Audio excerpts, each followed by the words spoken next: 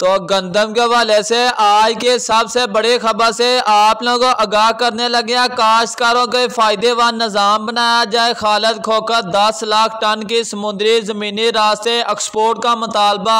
और central hall से मुशावरत। Floor मिलों के साथ किसान तंजीमों ने भी मुस्तक़बिल बुनियादों पर गंदम मसनूआत एक्सपोर्ट की हमायत कर दी। और पाकिस्तान फ्लोर मिल एसोसिएशन के सेंट्रल चेयरमैन आसम रजा ने वफाकी वजीर national food security Rana Tanveer Hussain के नाम खत लिखा। इस दफ़ा मुल्क में गंदम की बम्पर पैदावार हुई और मुल्क के तमाम ज़रूरतों को पूरा करने के बाद सरप्लस स्टॉक मौजूद होने की किसी किस्म की किल्लत का खर्चा नहीं होगा। और इससे गंदम मसनूआत, म्यारी आटा, सूजी की एक्सपोर्ट से सरप्लस गंदम की निकासी भी हासिल होगी और मुल्क को कीमती ज़र मुबादला हासिल होगा। और आसम रजा ने मुतालबा कर दिया कि ज़मीनी और समुद्री रास्तों से ज़्यादा 10 लाख टन गंदम की एक्सपोर्ट करने की इजाज़त दी जाए।